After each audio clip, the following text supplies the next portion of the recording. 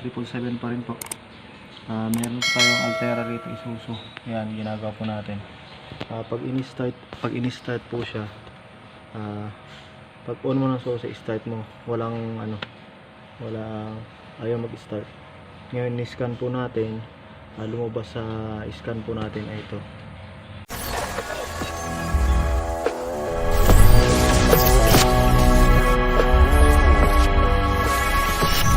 Mga sir, in-scan po natin sa engine ang lumalabas. Ito na. Para po malaman nyo mga ka-Altera, pag na-encounter nyo, okay naman si starter, okay naman si battery, ayaw mag-start, pero full, may kuryente lahat. Yan.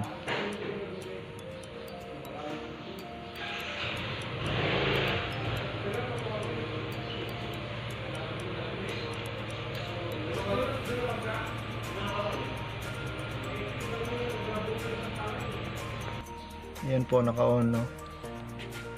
Dito po sa scan. Scan po natin. Ang fault code po niya ay lost communication with vehicle immobilizer control module. Yan po ang problema. Sa IMO po ang problema niya. Ngayon, pasok po tayo sa IMO system. Body, immobilizer, read fault code. O, yan po ang problema. No engine request received. Yung engine po na ECM, walang nare-receive na request na papaanda rin ng sasakyan. Ngayon, ang problema po ay nasa body control module kay transponder key. Yung transponder key po, may chips po siya. Yan, start po natin. Ayan o.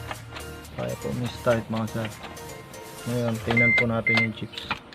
Alam niyo pong problema. Ang problema po ay dito po mismo sa susi. Dito po ang problema. Ano po yung susi mga sir. Ito po yung susi.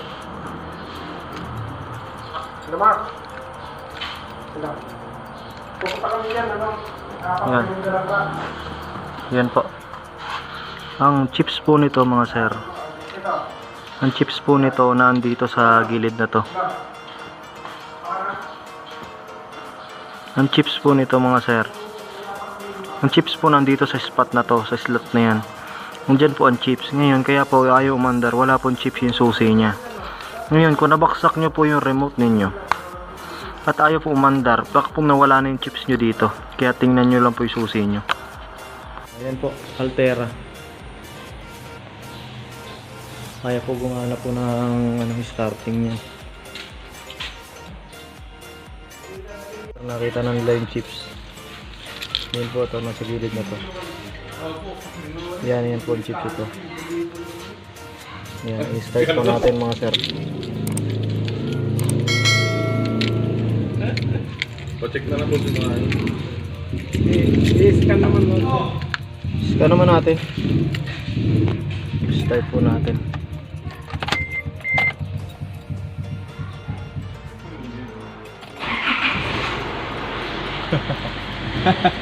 Mandar na. Ay. Buti dinadamage yung chips yan, hindi nawala. Ay nako. Mandar na po siya mga sir. Ano tayo? ECM. Check po natin kung may problema.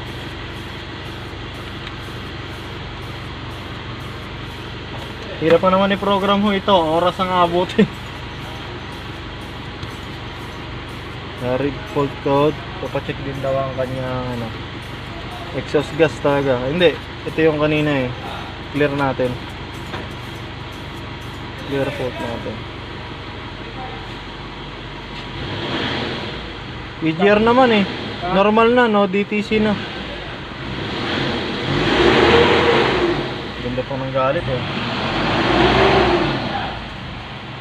Okay naman ah. dapat i-super glue na lang nila yun.